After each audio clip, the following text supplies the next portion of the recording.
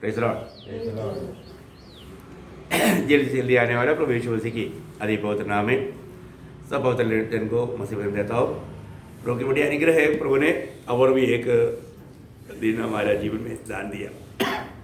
अभी तक प्रभु नहीं आया, लेकिन जल्द आएगा। जितना भी प्रभु के आगमन से पहले हमें जो मौका मिलता है, ये अवसर बहुमूल्य जान करके, क्योंकि आपको मालूम है कि समय एकदम निकट है। जब प्रकाशित वाक्य 12 अध्याय का 3रा वचन में आप मतलब ये पढ़कर सुनने वाला, सुनाने वाला और मानने वाला धन्य है। और आखिर में क्या लिखा मालूम है? हाँ, क्योंकि समय निकट है ना। मतलब मैं आपको बताना चाहता हूँ, ये जो समय को अगर लोग सही रीति में अगर जान लेता, लोग बोलता अरे इतना निकट है करके मैंने कभी नहीं सोचा था। नहीं तो मैं अब भी कुछ प्रभु का महिमा के लिए कर देता, लेकिन अभी कितना भी समझाने के टाइम पर समझेगा नहीं। पर तो कुछ बात हो जाने के बाद में सोचने से क्या फायदा ना। मतलब एक बार एक प्रभु का दास के पास आकर के एक मतलब मनमानी में जीने वाला एक भावी इंसान मजाक उड़ाते हुए पूछा कि मृत्यु का मार्ग बताओ, मृत्यु का मार्ग बताओ। तो प्रभु का दास ने बोला, देखो बेटे, मैं जीवन का मार्ग बताता हूँ, मृत्यु का मार्ग किसी को बताने की जरूरत नहीं। नहीं नहीं नहीं, मुझे मृत्यु का मार्ग बताओ। तो फिर अब ये बहुत मतलब फोर्स किया, तो प्रभु के दास ने बोला, जिस मार्ग में तू जा रहा है वो मृत्यु का ही मार्ग है बोला है। तो उसने मजाक उड़ाते हुए गया, लेकिन थोड़ा दूर जाने के बाद में एक गाड़ी आकर के उसको मारा, उधरी स्पॉट में खत्म हो गया। देखो वो व्यक्ति जब थोड़ी देर में मालूम पड़ा बहुत भीड़ वहां पर जमा है, ये प्रभु के दास जाकर देखा वही व्यक्ति जबकि इसको मृत्यु का मार्ग पूछ रहा था। वो प्रभु के दास बोलता है उसके लिए मृत्यु इतना निकट है करके नहीं समझा था। प्रेज़ लॉर्ड, है ना प्रियो। आज हम लोग मिला, अभी कल मिलेगा कि नहीं क्या मालूम, लेकिन आज जो मिला ये समय को हम सही रीति में इस्तेमाल करके प्रभु का महिमा करना हमारे कर्तव्य है। जितना भी समय मिले वो समय हम प्रभु का गौरव के लिए इस्तेमाल करना, है ना। समय को अभी भी बहुत लोगों ने नहीं जाना। और जो रोमियो का पत्र 13 अध्याय का 11 वचन में लिखा है, हम लोगों ने जो सोचा उससे बढ़कर हमारा उद्धार निकट है। बोलने का मतलब हमारा प्रभु का आगमन निकट है। और प्रियो, प्रभु की एकदम आगमन की निकटता में है।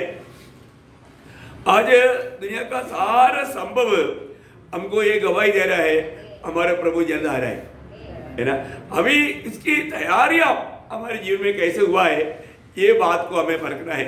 मैं आपको बहुत बताना चाहता हूँ, जब पत्रोस भी कहने के टाइम पर पहला पत्रोस 4 अध्याय का 7 वचन, सब बातों का तुरंत होने वाला है। देखा, सब बातों का अंत तुरंत होने वाला है। इसलिए प्रभु के लोग डरना नहीं। प्रभु के लोग क्या करना, इसलिए संयमी होकर प्रार्थना के लिए सचेत रहे। देखा, प्रार्थना के लिए सचेत रहना इसका मतलब क्या है प्रियो? हमारा प्रार्थना जीवन को हमें क्या करना है, हमें एकदम सावधान करना। क्योंकि प्रार्थना जीवन में अगर कमी गिरावट आ गया तो धोखा है। आज एक्चुअली हुआ क्या है, आज बहुत लोगों का प्रार्थना जीवन में बहुत घटिया है। प्रार्थना जीवन होता ही नहीं। लोग प्रार्थना के लिए चाहता है, लेकिन प्रार्थना उनसे होता ही नहीं, है ना। हमारे व्यक्तिगत जीवन में हमारा प्रार्थना जीवन कैसा है, ये बात को लोग जानना चाहिए। क्योंकि ये समय की एक खूबी क्या है, जब लूका में प्रभु ने खास करके उड़ा कर कहा, उसका 21 अध्याय का 34 से 36 वचन में, लूका 21 अध्याय उसका 34 से 36, इसलिए सावधान रहो, तुम सावधान रहना, ऐसा न हो कि तुम्हारे मन खुमार और मतवालेपन और इस जीवन की चिंताओं से सुस्त हो जाए। देखा, इसका मतलब क्या है कि वहां पर 3 चेतावनी है। देखा, मतलब कहीं ना कहीं दुनिया की बातों में जाकर के खाना पीना, ये दुनिया में कैसा भी आलीशान जीवन बिताना, कल के बारे में चिंता ये सब ला करके विरोधी क्या करेगा, हमारा आत्मीय जीवन को सुखा देगा। उस विचारों में रह करके, है ना, उन बातों की चिंताओं में रह करके वो हमें क्या करेगा, हमारे आत्मीय जीवन को सुखाने की कोशिश करेगा। लेकिन प्रभु हमें प्रोत्साहन देता है। और आगे, और वह दिन तुम पर फंदे के समान अचानक आ पड़ेगा। हाँ देखा, मानो तुम इस दुनिया की बातों को सोचते सोचते अचानक एक फंदे की नायत तुम्हारे जीवन में आ पड़ेगा। इसलिए सावधान रहना। क्या करना, क्योंकि वह सारी पृथ्वी के सब रहने वालों पर इसी प्रकार आ पड़ेगा। देखा, अभी आप देखो, अभी आप कहीं भी देखो, आज लोगों के पास नौकरी नहीं है, कहीं भी काम करता है तो तनख्वाह नहीं मिलता है ना, बहुत समस्या है। कई जगह पर हमारा 3-4 महीना से तनख्वाह ही नहीं हो रहा है। अगर कई कंपनी में काम हो रहा है तो आधा तनख्वाह में हो रहा है। जिन्होंने लोन लिया उनको लोन भरने के लिए पैसे नहीं पड़ रहे हैं। अभी क्या हो गया, लोग हम क्या खाएंगे भाई, कहाँ पर फीस भरने के लिए पैसा नहीं है, बच्चों को मानो पढ़ने नहीं दे रहा है। क्या क्या वादा है देखो, और प्रकार बहुत बड़ा दबाव। अब देखिए, मानो अभी क्या खाएंगे, अभी मानो उपज भी कुछ हो ही नहीं रहा है, रेशन भी बंद हो रहा है, चारों तरफ से लोग परेशान। अभी ये एक देश की बात नहीं, पूरा वर्ल्ड की बात है ना। वर्ल्ड में कई करोड़ों लोग एक दिन में एक टाइम पर भी उनको खाने के लिए नहीं मिल रहे हैं। आप सोचो, और ये अवस्था बढ़ते जा रहा है। हमको ये बात को जानना प्रियो, हम लोग ऐसा एक समय में है जबकि ये सब प्रभु का आगमन का एक व्यक्त चिन्ह है। एक्चुअली ये प्रभु का मंडली जाने के बाद में होने वाला बात है। अभी वो एक बात अभी हो रहा है, इसका मतलब हम लोग कितना निकटता में, हम लोग कितना सावधान रहना चाहिए। हम लोग रहते रहते हम लोग ये बातों को देख रहे हैं। मैं आपको बताना चाहता हूँ, इसलिए वहां पर चेतावनी दिया, इसलिए जागते रहो। क्या देखा, जागते रहना और हर समय प्रार्थना करते रहना, तुम इन सब आने वाली घटनाओं से बचने और मनुष्य के पुत्र के सामने खड़े होने के योग्य बनो। देखा, अभी हमें प्रभु के आगमन में प्रभु के सामने खड़ा होने के लिए हमें योग्य बनना है। तो हमारे जीवन में हमको एक निरंतर प्रार्थना का जीवन।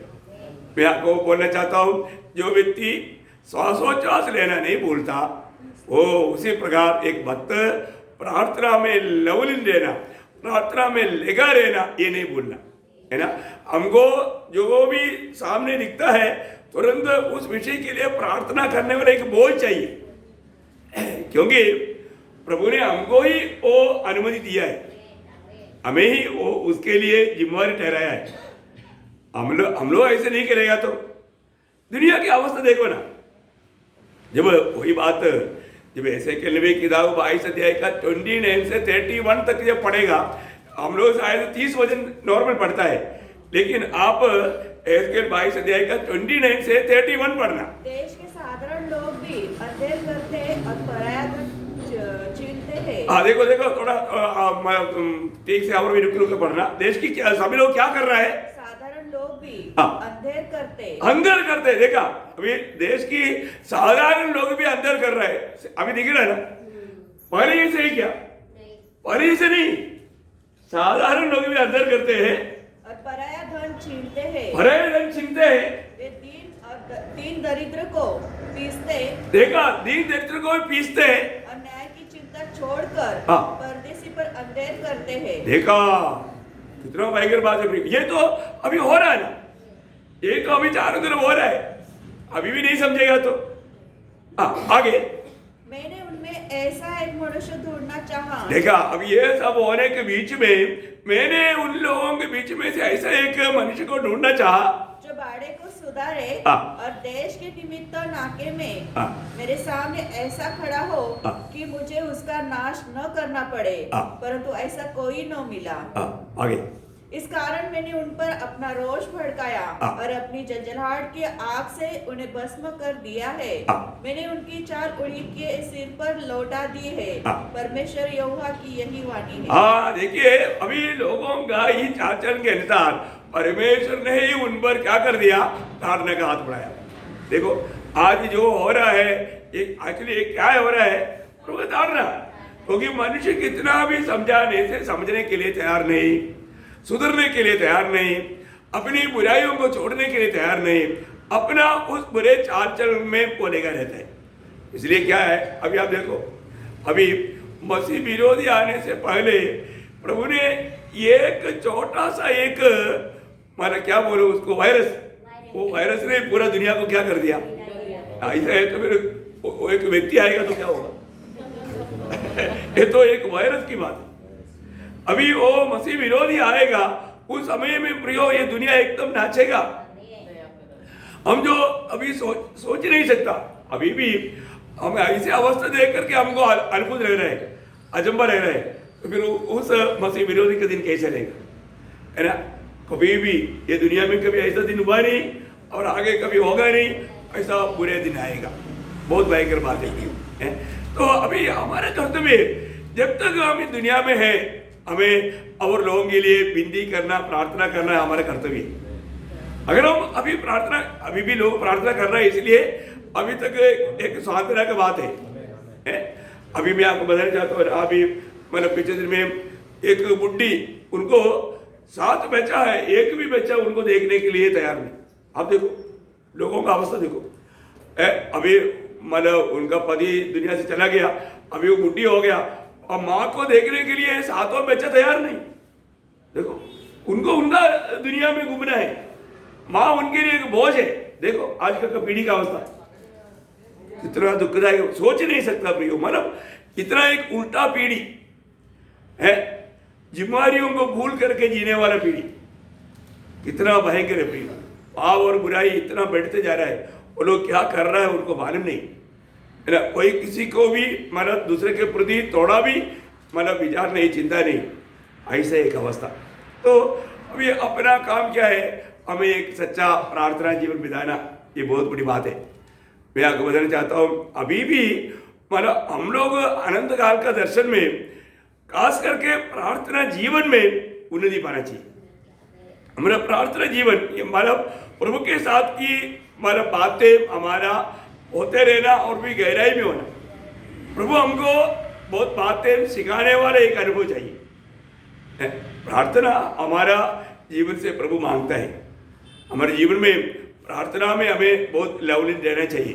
प्रार्थना एक लड़ाई है, प्रार्थना में कई प्रकार का थकावट आ सकता है, लेकिन हमारे जीवन में इस लड़ाई में कभी भी हारना नहीं, प्रार्थना को कभी छोड़ना नहीं चाहिए, चाहे कितना भी बात हो जाए। क्योंकि जब प्रभु का भक्त प्रभु के सामने घुटना टेकता है तो शैतान का घुटना कांपता है, पूरा अंधकार का ताकत एकदम घबरा जाता है, लेकिन प्रभु का भक्तों को घुटना टेकने नहीं देता, ऐसा समय को मतलब अलग करने नहीं देता, उसके लिए कोई ना कोई वादा लाएगा, है ना। तो मैं आज आपको ये प्रार्थना के विषय में, प्रार्थना में क्या क्या बात, उसके अंदर का जो मसाला का बात है, बहुत एक मतलब अनोखा रीति में आपको एक क्लास है, बहुत ध्यान से सुनेगा तो कुछ समझेगा, है ना। बहुत बार लोग प्रार्थना का सही अर्थ भी नहीं समझता। अभी जब प्रभु यीशु मसीह जब दुनिया में था, यीशु मसीह का ही देखेंगे पहले, यीशु मसीह की प्रार्थना का खूबियों को अगर देखेगा तो इब्रानियों का पत्री 5 अध्याय उसकी 7 वचन पढ़ेगी। इब्रानियों 5 अध्याय का 7 वचन। यीशु ने अपनी देह में रहने के दिनों में ऊंचे शब्द से पुकार कर और आंसू बहा कर उससे जो उसके मृत्यु से बचा सकता था प्रार्थनाएं और विनती की और भक्ति के कारण उसकी सुनी गई। देखा, यीशु मसीह प्रार्थना किया और विनती किया। ये प्रार्थना का और एक मतलब प्रयोग है, विनती, प्रार्थना और विनती। देखिए मतलब प्रभु ने प्रार्थना किया और विनती किया। प्रार्थना का और एक शब्द है विनती करना है, पर उसका गहरा अर्थ है वो मैं आपको आगे समझाएगा। तो मतलब प्रार्थना और विनती किया। और यीशु मसीह की प्रार्थना में यहाँ पर कैसे था, वो रो करके, वो एक बड़ा विषय है। हम लोग कितने बार प्रार्थना में रोया। बहुतों भक्तों का जीवन में प्रार्थना में आंसू नहीं आता, प्रार्थना में आंसू नहीं आता। प्रार्थना में जो आंसू बहेगा ना, उसका दाम शायद मतलब एक आत्मा जीतने से बढ़कर के दाम है। क्योंकि भक्त के आंसू को प्रभु बोतल में भरता है। भक्तों का आंसू को प्रभु, क्योंकि उसका मूल्य ज्यादा है, इसलिए प्रभु संभाल कर रखता है। अभी सब लोग उधर पहुंचेगा, ये जो आंसू इकट्ठा किया वो बोतल निकालेगा, कई लोगों का बोतल में से स्पाइडर बाहर आएगा, क्योंकि कभी एक बूंद आंसू उस पर गया ही नहीं। सूखा है, बोलने का अर्थ सूखा है। ये कभी भी आंसू बहा कर प्रार्थना किया ही नहीं। प्रियो, एक सच्चा बोझ के साथ का प्रार्थना में आंसू रहता है। अभी हमको ये बात को जानना है कि अभी यीशु मसीह हमारे प्रार्थना में आंसू बहाया, तो हमारे प्रार्थना में यीशु मसीह ने अगर मतलब मिली लीटर के हिसाब से भी आंसू बहाया होगा, तो हम लोग किंडल के हिसाब से कम बहाना चाहिए। देखो, है बहुत बड़ी बात है। हम लोगों का आंसू प्रार्थना में होता है क्या? हमारा व्यक्तिगत जीवन में हम आंसू बहा करके प्रार्थना किया हुआ कितने दिन हो गया है? ये बहुत बड़ी बात है। आपको मालूम है, एक बच्चा भी जब आंसू बहाता है तो तुरंत उसका उत्तर मिल जाता है। आज अपना प्रार्थना में उत्तर क्यों नहीं आता? क्योंकि प्रभु को भी मालूम है ये दिल से नहीं कर रहा है। जैसे अभी बहुत लोग मतलब अपनी भक्ति के बारे में बोला करते हो, हाँ हम तो यूट्यूब में हमेशा प्रोग्राम देखता है, कभी देखता नहीं। लेकिन मतलब ऑटो से हम देखता है, सुनता है, समझता है और वो मानता है, ऐसा दिखावा करता ऑटो से, वो दिल से नहीं बोल रहे। और अब अगर आप पूछ लिया, अच्छा आपने आखिरी में कौन सा देखा, अभी वो तो मालूम नहीं, वो तो याद है, फिर पकड़ा गया तुरंत पकड़ा जाता है। वो सच में ऐसा झूठ बोल करके मतलब अपने ऑटो से भक्ति करने वाले लोग है। प्रियो, ये जो प्रार्थना में ऐसा कपड़ा भी नहीं चलेगा। एक सच्चा प्रार्थना है तो वो दिखावा का आंसू भी नहीं, वो बिल्कुल दिल टूट करके आने वाला आंसू। अभी यीशु मसीह यहाँ पर कैसा ये किया है, उन्होंने बहुत, आप पढ़ेंगे उसको वापस। यीशु ने अपनी देह में रहने के दिनों में ऊंचे शब्द से पुकार कर, देखा, ऊंचे शब्द से पुकार कर, एक को भी ऊंचे शब्द से पुकार कर। अब देखो, मतलब बहुत बड़ा बात है प्रियो, इतना बोझ के साथ ऊंचे शब्द से पुकार करके। अब देखिए इसके बाद बोलता है आंसू बहा, ये दोनों बातें हैं। हम ऐसा ऊंचे शब्द से प्रभु को पुकारते हैं क्या? हमारे जीवन में, हमारा प्रार्थना की स्थिति में ये बात को भी जानना बहुत बड़ी बात है। अभी प्रभु ने यहाँ पर प्रार्थना भी किया और बिंदी भी किया। क्या किया? प्रार्थना भी किया, बिंदी भी किया। अभी हमारे यीशु मसीह का ही प्रार्थना को और भी हम थोड़ा सा देखेगा, उसका हमारा लूका 22 अध्याय उसका 44 अध्याय, लूका उसका 22 अध्याय का 44। अत्यंत संकट में व्याकुल होकर और भी हार्दिक वेदना से प्रार्थना करने लगा। वापस पढ़ना। संकट में व्याकुल होकर, मानो ऐसा संकट में व्याकुल होकर हार्दिक वेदना से प्रार्थना करने लगा। और उसका पसीना मानो उसकी पसीना लहू की बड़ी बूंदों के समान भूमि पर गिर रहा था। देखा अभी यहाँ पर कितना बात है। मतलब उसका प्रार्थना में वो अपना प्राण इतना टूटने लगा। अब देखो उसका प्रार्थना में क्या हो गया, वापस पढ़ना शब्द, हार्दिक वेदना है, हार्दिक वेदना। देखो ना शब्द वापस पढ़ो, हार्दिक वेदना।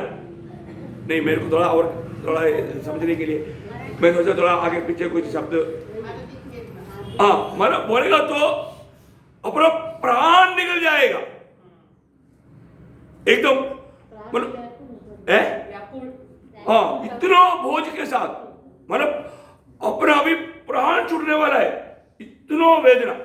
देखा प्रार्थना के एक वो महत्वपूर्ण यीशु मसीह का प्रार्थना को भी देखो आप तो देखो भाई प्रार्थना है ना, जब यीशु मसीह मानव परमेश्वर का पुत्र होने पर भी पूर्ण मनुष्य होने पर भी उसके प्रार्थना को खूबी देखी, वो पूरा बोझ के साथ, पूरा हृदय में इतना बोझ रह करके वो प्रार्थना किया। और कैसे प्रार्थना किया? बहुत ध्यान के साथ है। कैसा? आग्रह, हाँ मतलब बोलने का मतलब बहुत, मतलब क्या बोलूं, चित्त लगाकर, हृदय वेदना से, और हाँ मतलब बोलने का मतलब क्या है ना, उस प्रार्थना में एक बहुत बड़ा गहरा एक प्रभु के साथ का एक संबंध था। देखो वो प्रार्थना का वो एक एक शब्द मेरे को मलयालम में अच्छा समझ में आया, लेकिन हिंदी में इतना नहीं समझा। मतलब बहुत दिल लगा करके बोझ के साथ प्रार्थना किया, पूरा दिल लगा करके, पूरा तन मन से, वो हृदय की गहराई से प्रार्थना किया है।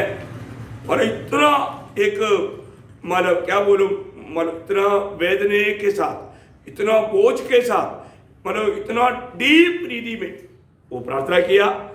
और वो प्रार्थना खूबी क्या हो गया, वो प्रार्थना में अभी बाकी लोग चादर उड़ करके बैठा हुआ है, ठंडी है इसका मतलब, और ये हमारे प्रार्थना में यीशु मसीह को क्या हो रहा है?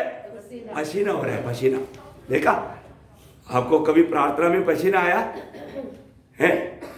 वो बिल्कुल प्रियो, बोझ के साथ का प्रार्थना में आपको पसीना आएगा, पसीना आएगा। मेरे जीवन में ऐसे अनुभव है, मैं आपको बताना चाहता हूँ, पसीना आएगा। और यहाँ पर सादा पसीना नहीं, वो पसीना लघु का जो बूंद, जो बड़े बड़े बूंद है, उस प्रकार का पसीना। आपका मतलब क्या है? इतना हमारा हृदय इतना व्याकुल होकर के, इतना टूटा हुआ हृदय के साथ बहुत गहराई में प्रार्थना कर रहा है।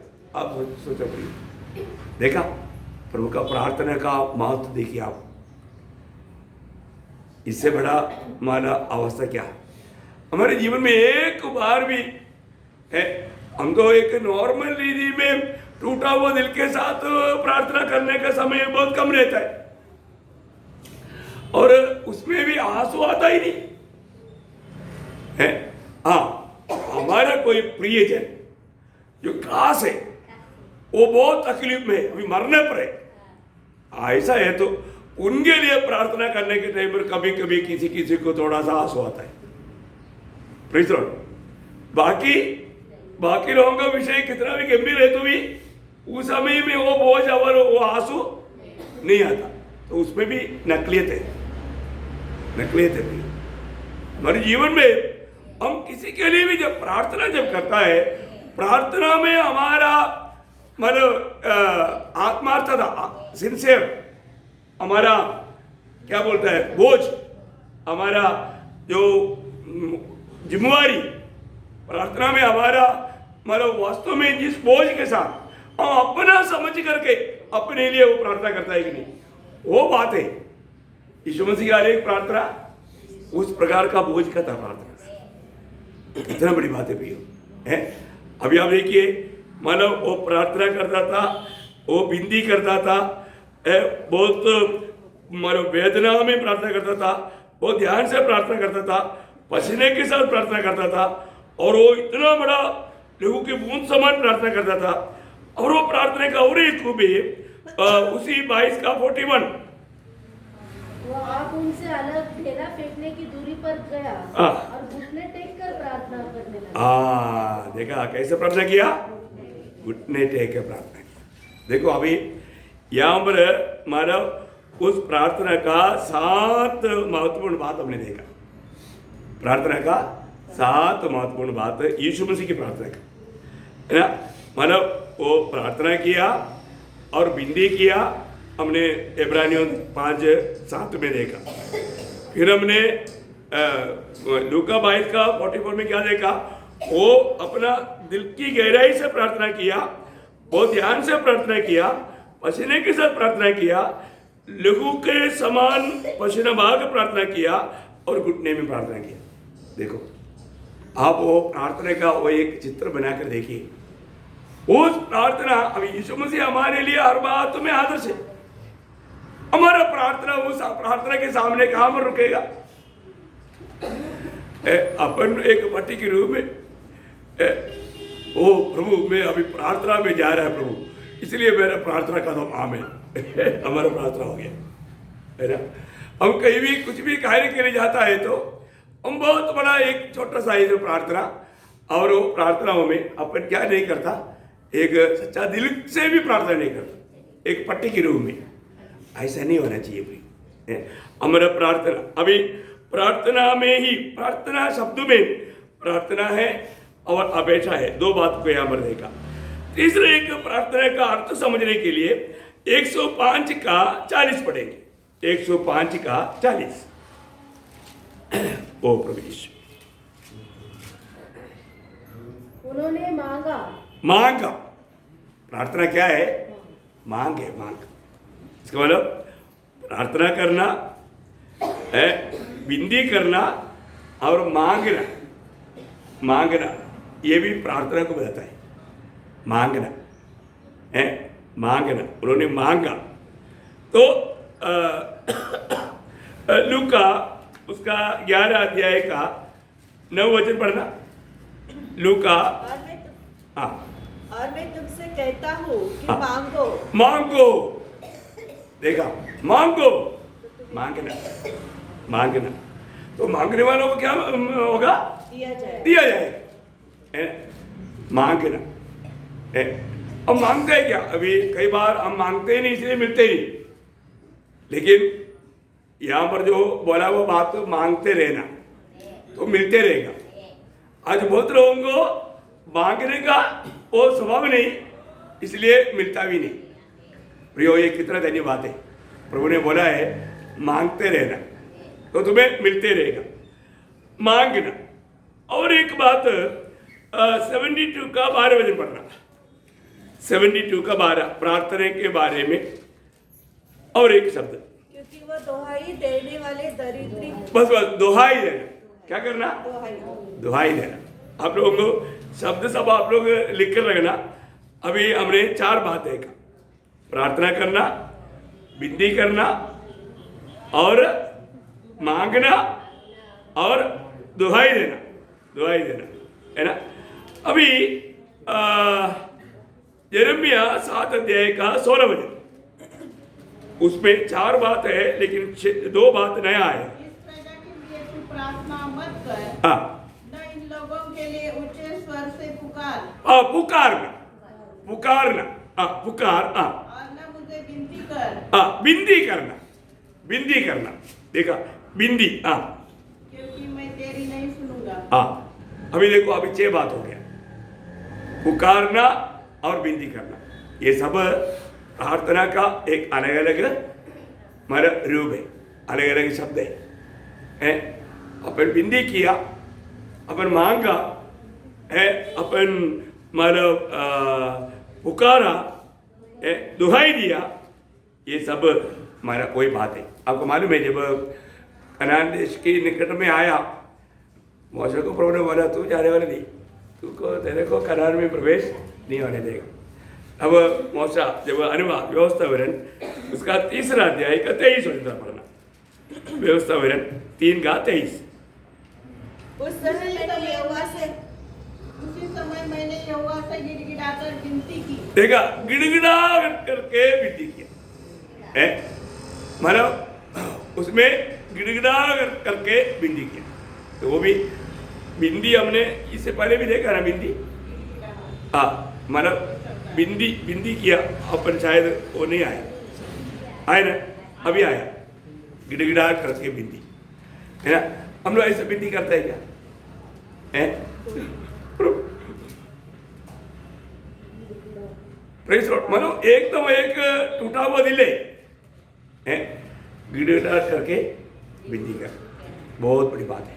अभी मौसा गिड़गिड़ा करके विनती किया तो भी काम बना क्या?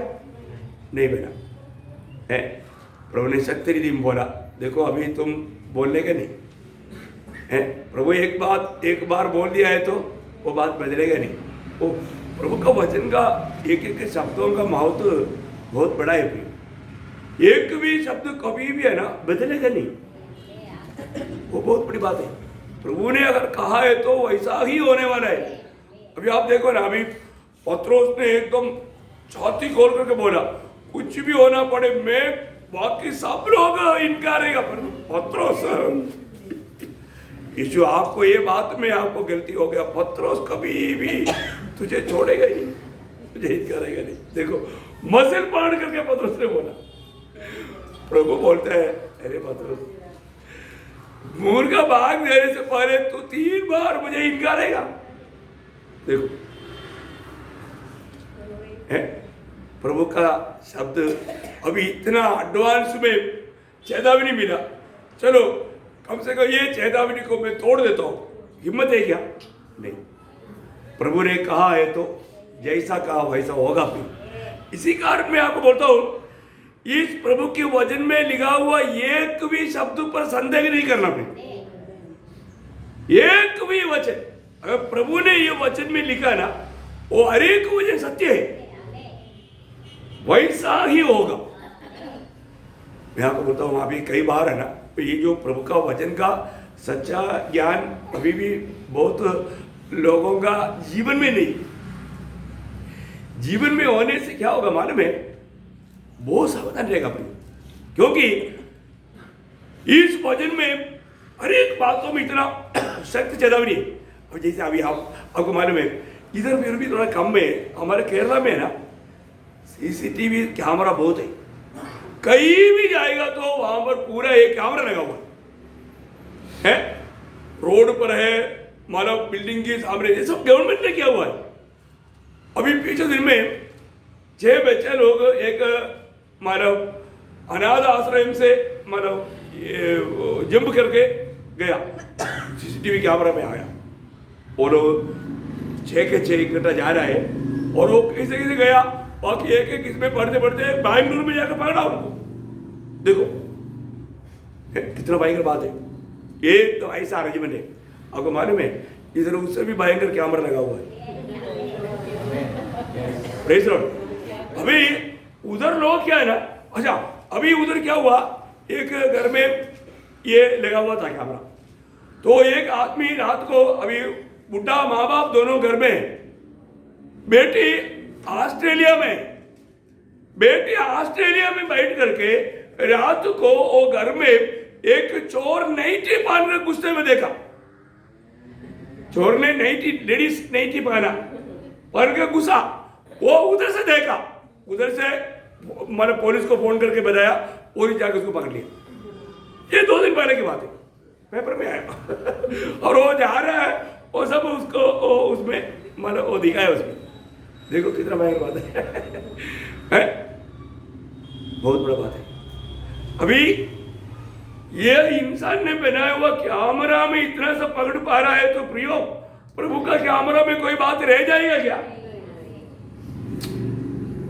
बाप रे, थोड़ा बात समझने के लिए आसानी हो गया ना प्रियो। प्रभु का वचन में लिखा है, प्रभु हमें न्याय करने के समय में हमारे दिल के विचारों को भी लाकर न्याय करेगा। वो सब वो कैमरे में आता है। दुनिया का कैमरे में सिर्फ बाहर की बात आता है, परंतु प्रभु की कैमरे में सब आता है।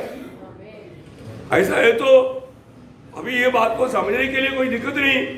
ऐसे है तो प्रियो, प्रभु का जन्म कितना प्रभु का भय मानना चाहिए हर एक बातों को प्रियो। अभी हम लोग इधर भी बैठ करके, अभी देखो, अभी एक एक योजना लोग बना रहा है, हम कैसा मंडली तोड़ू, मंडली में कैसे गड़बड़ करूं, सब प्रभु देख रहा है, उसका क्या होगा? बहुत भयंकर बात है। इसलिए मैं आपको बताना चाहता हूं, प्रभु का लोग कम से कम ये विषय में थोड़ा प्रकाश पाना चाहिए। हम लोग कोई भी काम करता है, स्वर्ग वो बात को जानता है।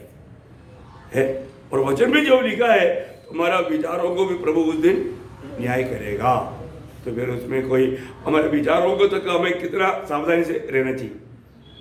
तो प्रार्थना जीवन में हम कैसा प्रार्थना करता है, प्रार्थना जीवन में भी कोई उसमें कोई ऐसा कोई कपड़ता नहीं होना चाहिए, है ना, बहुत बोझ के साथ हम लोग मतलब प्रभु के साथ ऐसा नाता जोड़ कर रखना पड़ेगा। वास्तव में प्रभु में जो जीवन कितना गहरा जीवन है, हर एक बातों में सच्चाई होना। एक झूठ बोलने के समय में वो झूठ बोलने से पहले शैतान को अंदर बैठाता है, तभी तो बोल पाता है ना। कितना भयंकर बात है प्रभु का वचन। इसलिए यहाँ पर हमने प्रार्थना में 7 बात को खास करके देखा। वो एक प्रकार का हमारा प्रार्थना, एक प्रकार का अपेक्षा बिंदी है, और हमारा कैसा है, बोझ के साथ या दिल टूट कर और बहुत ध्यान से पसीना बहाकर, और वो भी बड़ा लघु की समान है, और मांगना है। और आखिर में हमने देखा वो गिड़गिड़ा करके बिंदी करना। देखो इतना बड़ी बड़ी बातें हैं। अभी एक बात बड़ा बिंदी करना, बिंदी करने का अर्थ जैसे अभी मानो अगेश्वरस राजा बिंदी अगेश्वरस राजा ने एस्तर को पूछा, एस्तर का किताब उसका 5 अध्याय का 6 बजे पढ़ना। एस्तर 5 अध्याय का 6 बजे, वो एक प्रार्थना का अर्थ थोड़ा समझने के लिए मैं आपको बता रहा हूँ। भोज के समय जब दाखमधु पिया जाता था तब राजा ने एस्तर से कहा, तेरा क्या निवेदन है? हाँ, निवेदन प्रार्थना हमने यहाँ पर इससे पहले देखा था। मेरे को शब्द अभी बराबर यहाँ पर मिला, निवेदन। प्रार्थना का अर्थ निवेदन। देखा, निवेदन है तुम्हारा, तेरा क्या निवेदन है, बहुत बड़ी बात है। प्रियो, प्रभु के साथ हम प्रार्थना कर रहे हैं, वो एक निवेदन है। हम प्रभु को एक निवेदन दे रहे हैं। निवेदन मानो उसको आपको सही रीति में ये एक शब्दों के द्वारा उसका गहरा अर्थ समझेगा, इसलिए मैं आपको बता रहा हूँ। अच्छा, दूसरा मैंने जो बताया वो शब्द के लिए वही एस्तेर, उसका 7 अध्याय का 2-3 बजे पढ़ना। राजा ने दूसरे दिन दाखमधु पीते समय एस्तेर से फिर पूछा, एस्तेर रानी तेरा क्या निवेदन है? और आगे वह पूरा किया जाएगा, तू क्या मांगती है? देखा, क्या निवेदन है और क्या मांगती है, मांगती है। देखिए इसका मतलब क्या है कि निवेदन में एक मांग भी मिलकर के उसको एक शब्द मलयालम में बोलता है, लेकिन हिंदी में मुझे नहीं मालूम। उसको बोलता है अभय याचना। अभय याचना बोलेगा तो दूसरे की प्रति का मध्यस्थी भी नहीं, एक विनती पूर्वक याचना, ऐसा है।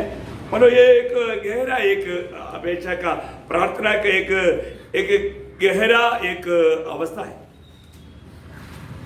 अभी वो राजा अहश्वेरोश एस्तर को बोलता है, वो शब्द वापस पढ़ेंगे उसको, माना 7 अध्याय का 2-3। राजा ने दूसरे दिन दाखमधु पीते पीते एस्तर से फिर पूछा, हे एस्तर रानी, तेरा क्या निवेदन है? क्या निवेदन है? नहीं, खत्म नहीं हुआ। पूरा किया जाएगा, तू क्या मांगती है?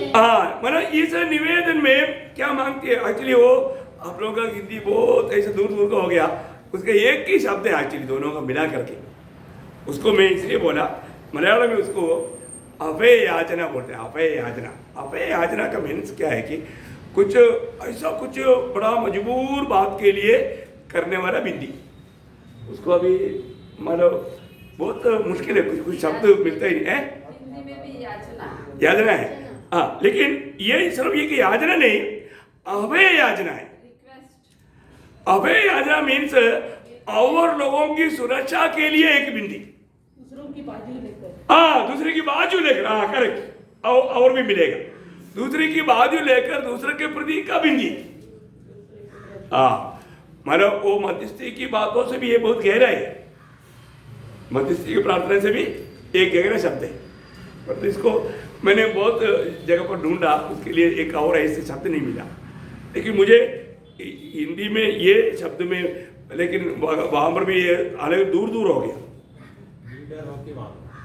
नहीं, डर का नहीं, इधर ही डर नहीं, अपेक्षा है, लेकिन वो अपेक्षा मतलब अपेक्षा एक अभय याचना है, मतलब वो एक दूसरे के प्रति एक बहुत बड़ा एक है परोपकारिक, मतलब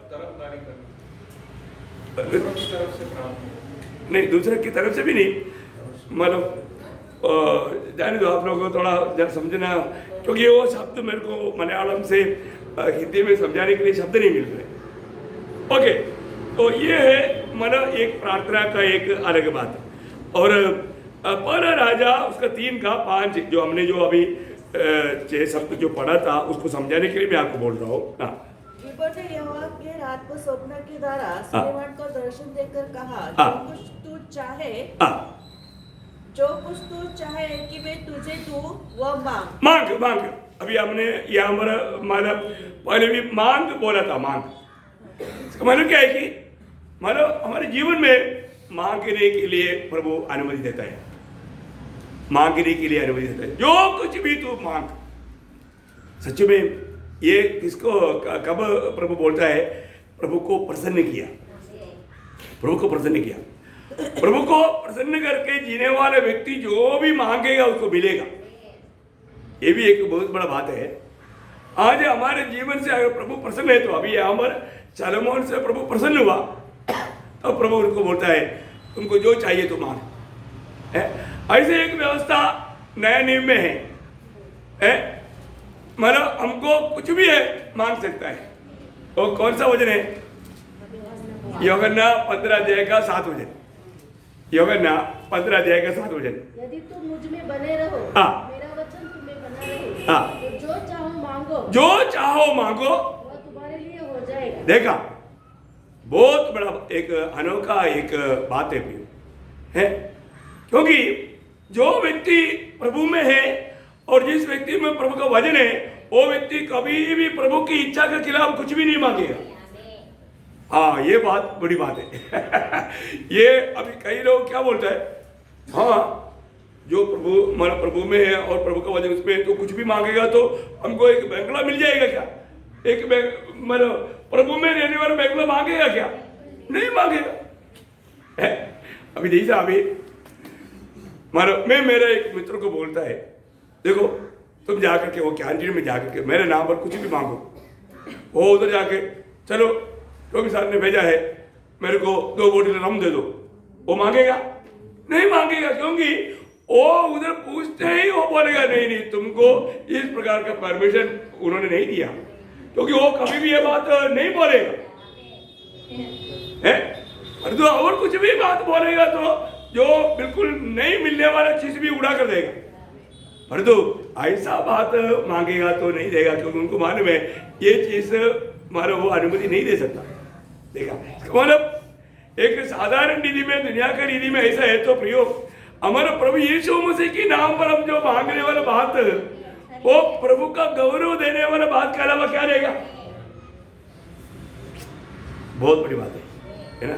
अपने जीवन में हम लोग ये जो एक एक वचन को समझने के ऊपर है, और हम प्रभु में रहते हुए प्रभु का महिमा के अलावा कुछ भी नहीं मांगेगा, कभी भी नहीं मांगेगा।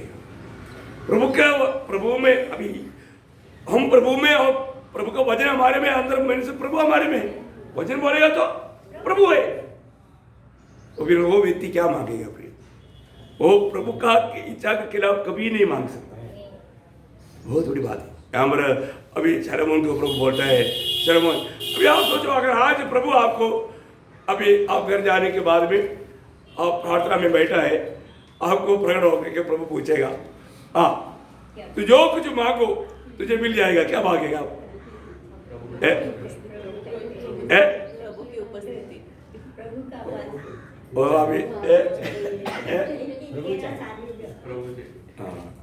मतलब अभी इधर बैठ के सब लोग बोल रहे कि उधर क्या भागेगा।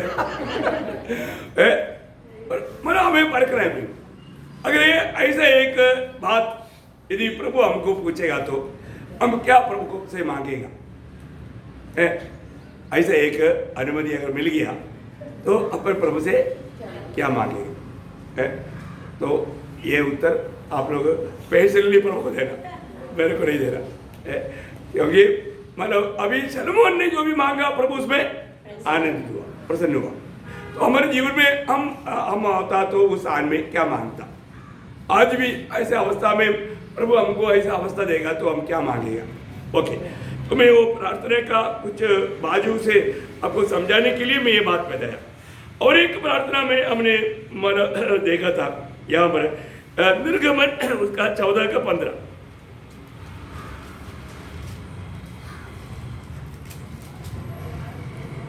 तब यहोवा ने मूसा से कहा, तू क्यों मेरी दोहाई दे रहा है? इस्राएलियों को आज्ञा दे, यहाँ से दोहाई है ना, दोहाई। तो अभी हमने यहाँ पर ये जो दुहाई हमने यीशु मसीह की प्रार्थना में देखा था, दुहाई, हाँ ऐसा ही है वो शब्द दुहाई बोलेगा तो एक तो मतलब एक टूटा हुआ अनुभव में देने वाला एक बड़ा प्रार्थना विधि है दुहाई, है दुहाई। समझने के लिए वो संदर्भ भी आप समझ सकता है, क्योंकि सारा इस्राएल लोग अभी बड़ा विपत्ति में या एक परेशानी अवस्था में है। अभी फरो पीछे आ रहा है और आगे लाल सागर है, अभी कैसा आगे बढ़ो मालूम नहीं। वहाँ पर मूसा प्रभु को बस्ती में दुहाई देता है। एक मतलब दुहाई बोलेगा तो पुकारना, रो करके पुकारना, ऐसा होता है ना, टूटा हुआ दिल से, ऐसा एक अवस्था है वो दुहाई। मतलब आप लोग अपने भाषा में वो शब्द को समझेंगे करके मैं आग्रह करता हूँ, क्योंकि मतलब मलयालम में बहुत डीप है वो दुहाई। ओके, और एक बात हमने बोला था मत्ती 15 अध्याय उसका 22 से 28 तक का वचन पढ़ना। वो ये प्रार्थना का एक हमारा आपका ये जो प्रार्थना का सही टेस्ट मिलने के लिए ये सारे शब्द पढ़ा रहे।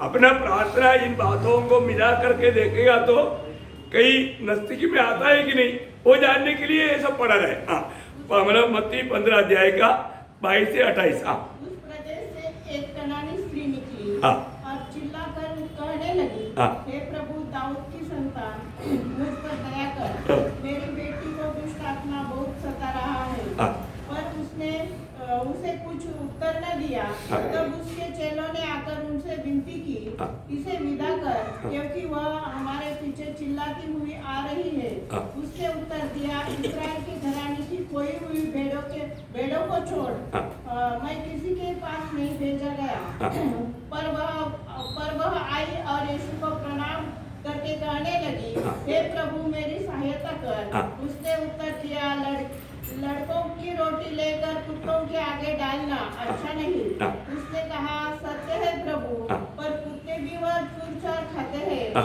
जो उसके स्वामियों की मेज से गिरती है। हाँ, इस पर यीशु ने उसको उत्तर दिया, हाँ, हे स्त्री तेरा विश्वास बड़ा है, हाँ, जैसा तू चाहती है तेरे लिए वैसा ही हो।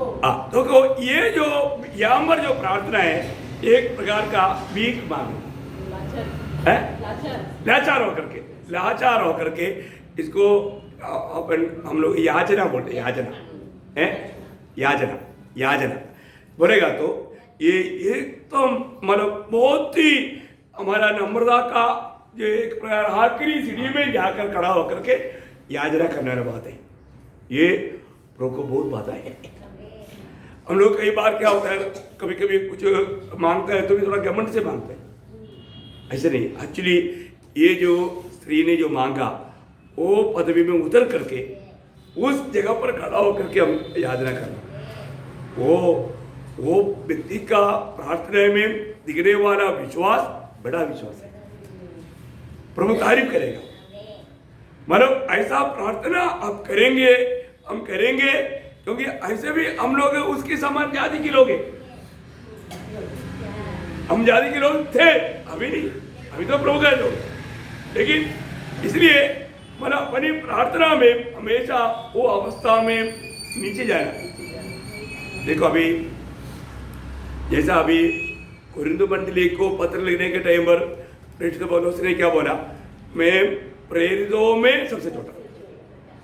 मतलब अभी पहले कोरिन्थ पत्र कब लिखा? करीब 55 समय में लिखा ये नहीं, लेकिन करीब 62 के समय में जब एफेसियों का पत्र लिखा और 7 साल के बाद में, तब वो बोलता है कि मैं पवित्र लोगों में भी सबसे छोटा, 3:8 में, एफेसियों 3:8 में। दूसरा पहला कोरिन्थ 15:9 में। मतलब जितना जितना प्रभु के सानिध्य में चलते गया वो और छोटा बनते गया, और करीब 67 में जब आया उस समय में वो बोलता है मैं पापियों में नंबर 1 पापी। पहला तिमोथी 1:15 का आखिरी बात देखा। इसका मतलब क्या है? वो यहाँ पर हम क्या देखता है? नम्रता का सीढ़ी प्रभु उतरते गया। क्या हुआ? नम्रता का सीढ़ी उतरते गया। फिर हमारा आत्मीय जीवन में भी ऐसे है। अपना प्रभु के साथ का जो हमारा संगति या प्रार्थना विनती, वो विनती सुनने के समय में मालूम पड़ेगा कि वो कितना आत्मीय है। एक आत्मीय जन बन करके विनती करना ये बहुत बड़ी बात है। तो यहाँ पर वो स्त्री का जो प्रार्थना, ये हमारे लिए एक चेतावनी है, वो हमारे लिए एक चेतावनी है। ओके, तो आखिर में और जो प्रार्थना है वो प्रार्थना हमारा एक मध्यस्थी है। जैसा उत्पत्ति 18 अध्याय में 23 से 32 तक का बातों में हम लोग अब्राहम, लूत और उनका परिवार के लिए मध्यस्थी करता है। ये सब प्रार्थना का एक अलग अलग रूप है, अलग अलग। वो शब्दों को आप समझने के लिए मैं बताया, कितने मतलब कहाँ तक आप समझ पाया मालूम नहीं, लेकिन अभी हमने जो फरका हुआ बातों में, अभी देखो प्रार्थना में यीशु मसीह ने भी, हमने एक यहाँ पर एक वचन पढ़ा था लूका 22:41, लूका 22:41। और वह आप उससे अलग एक ठेला पर की दूरी भर गया और घुटने टेक कर प्रार्थना करने लगा। देखा, मतलब ये जो घुटने टेक कर प्रार्थना करने वाला अवस्था है, मतलब हम कई रीति में प्रार्थना कर सकता है, लेकिन इसमें सबसे अच्छा अवस्था है घुटने में प्रार्थना। आज बहुत लोग, खास करके मतलब मैं आपको बताना चाहूँगा, महाराष्ट्र लोगों का एक बड़ा कमजोरी है, ये घुटने में नहीं करता। बुरा ही मत सोचना है, और जो केरला के लोग जब प्रार्थना करेगा, अधिकतर लोग घुटने में प्रार्थना करेंगे। आप देखना, घुटने में प्रार्थना का मतलब क्या है कि एक कंप्लीट सरेंडर है, समर्पण, वो समर्पण को दिखाता है। मैंने सुना है अपना भक्त सिंह जो है, कभी भी प्रार्थना करता था तुरंत घुटने में आता, चाहे वो सड़क में क्यों ना हो, सड़क में भी है तो वो प्रार्थना घुटने में। अभी आपको मालूम है, जब वो अनंत जीवन पाने के लिए आया हुआ वो व्यक्ति जवान था, और वो एक मानव अधिकारी था, लेकिन वो यीशु मसीह के पास आया तो क्या हुआ? हाँ, जब मरकोस 10 अध्याय का शायद 17 वचन में है ना, तब जब वो मार्ग से निकलकर मार्ग में जा रहा था, तो एक मनुष्य उसके पास दौड़ता हुआ आया और उसके आगे घुटने टेक, देखा, उसके आगे घुटने टेक, मतलब सड़क में, आप देखो सड़क में घुटने टेक प्रभु से विनती कर रहा है। आप देखो, वो बात बहुत बड़ा बात है। हम लोग तो अच्छा चटाई भी डाला है, तुम्हें घुटने में नहीं आता है क्या? है आना अच्छा बात है। मतलब आप कई प्रकार प्रार्थना कर सकता है। प्रार्थना मतलब आपका दिल प्रभु के साथ मतलब बराबर है तो प्रभु प्रार्थना सुनेगा, क्योंकि बाइबल में कई प्रकार का प्रार्थना हम देखता है। आप खड़े खड़े भी प्रार्थना कर सकता है, खड़ा खड़े प्रार्थना करेगा तो प्रभु नहीं सुनेगा, ऐसे नहीं। बाइबल में पहला राजा 8 अध्याय का 22 वचन पढ़ना, पहला राजा 8 अध्याय का 22। तब सुलेमान इस्राएल की पूरी सभा के देखते यहोवा की वेदी के सामने खड़ा हुआ खड़ा हुआ और अपने हाथ फैलाकर स्वर्ग की और कहने लगा बस कहने लगा या प्रार्थना करने लगा। यहाँ पर क्या हुआ? सलोमोन खड़ा होकर के प्रार्थना किया। अभी दानिएल 9 अध्याय का 3रा वचन पढ़ना। दानिएल 9 अध्याय, यहाँ पर हम देखते हैं जैसे आप बैठा है ऐसा प्रार्थना किया दानिएल। आप पढ़िए। तब मैं अपना मुख प्रभु परमेश्वर की ओर करके गिड़गिड़ा के साथ प्रार्थना करने लगा और उपवास कर ताट पहन कर रात में बैठकर वरदान मांगने लगा। देखा, बैठ करके। कैसा? बैठ करके। यहाँ पर बैठ करके प्रार्थना की। जैसे अभी आप लोग इधर नीचे बैठा है ऐसा हो प्रभु को उपस्थिति में बैठ कर प्रार्थना किया। मैं बोलने का अर्थ क्या है कि आप बैठ कर प्रार्थना नहीं मन करेगा तो वो प्रार्थना नहीं गिना जाएगा, ऐसे नहीं। बैठ कर कभी वो प्रार्थना कर सकता है, लेकिन प्रार्थना का सबसे अच्छा एक मानव अवस्था वो घुटने में ये इसलिए। और भी है मत्ती की सुसमाचार में 26 अध्याय का 39 वचन पढ़ना। मत्ती 26 का 39। ओ प्रवीश। फिर वह थोड़ा और आगे बढ़कर मुंह के बल गिरा और वह प्रार्थना की। मुंह के बल आपको समझ में आता है ना? मतलब घुटने में होकर के आगे गिर जाना है, मुंह का बल गिर करके प्रार्थना करना। ऐसा प्रार्थना शायद आप करता हो। और भी एक प्रार्थना है पहला राजा 8 अध्याय का 54 वचन। पहला राजा 8 अध्याय का 54। जब सुलेमान यहोवा से यह सब प्रार्थना गिड़गिड़ा के साथ कर चुका, तब वह जो घुटने टेके और आकाश की ओर हाथ फैलाए हुए था। देखा है? देखिए, मतलब यहाँ पर हम देखते हैं कि वो घुटने टेके आकाश की ओर हाथ फैलाए हुए अवस्था में प्रार्थना किया, है ना? अभी ज्यादा से ज्यादा अपन अगर देखेगा तो मैक्सिमम प्रार्थना हमारा घुटने में प्रार्थना है। जैसे अभी हमने यीशु मसीह का प्रार्थना यहाँ पर देखा कि वो घुटने में प्रार्थना किया है। तो जब प्रेरित लोगों का जीवन को भी अगर आप देखेगा तो प्रेरितों का उसका 21 अध्याय उसका 6वां वचन। प्रेरितों 21 का 6। तब वह एक दूसरे से विदा होकर हम तो जहाज पर चढ़े और वे अपने अपने घर लौट गए और हमने किनारे पर घुटने टेक कर प्रार्थना की। देखो समुद्र कौन सा? 5 का। 5 का में 21 का 5 में। ओके, मतलब समुद्र के किनारे में घुटने में होकर के प्रार्थना की। पौलुस विदा हो रहा है, विदाई का आखिरी प्रार्थना घुटने में प्रार्थना किया। और मानव मंडली के लिए प्रार्थना करने के टाइम पर पौलुस का एक स्वभाव था। एफेसियों 3 का 14। ये भी एक अच्छा बात है क्योंकि प्रभु का श्रेष्ठ दास ऋषि पौलुस का जीवन, उनका प्रार्थना का जीवन अधिकतर घुटने का प्रार्थना है। एफेसियों 3 का 14। मैं इसी कारण उस पिता के सामने घुटने टेकता हूँ। देखा, मैं घुटने टेकता हूँ। मतलब वहां पर एफेसुस मंडली के लिए वो प्रार्थना कर रहा है। वो प्रार्थना करता है तो घुटने टेक करके प्रार्थना करता है। बहुत बड़ी बात है हमारे जीवन में। आपको मालूम है पुराने नियम में अधिप्रिय करके कहा हुआ एक व्यक्ति है दानिएल, है ना? दानिएल का जीवन में प्रभु का इतना अधिप्रिय बनने का मेन कारण उसका प्रार्थना जीवन है। और उनका प्रार्थना कैसे था? जब दानिएल उसका 6 अध्याय का 10 वचन। दानिएल 6 अध्याय का 10 वचन। जब दानिएल को मालूम हुआ कि उस पत्र पर हस्ताक्षर किया गया है, तब वह अपने घर में गया जिसकी उपरोटी पोटरी की खिड़कियां यरूशलेम की ओर खुली रहती थी और अपनी रीति के अनुसार जैसा वह दिन में 3 बार अपने परमेश्वर के सामने घुटने टेक कर प्रार्थना और धन्यवाद करता था। इसका मतलब क्या है प्रियो? मतलब दानिएल हर रोज 3 बार घुटने में प्रार्थना करता था। आप देखो दानिएल का जीवन के बारे में हमने बहुत कुछ बात देखा है। दानिएल एक विश्वास योग्य दास था। वो घुटने में होकर के प्रार्थना करता था।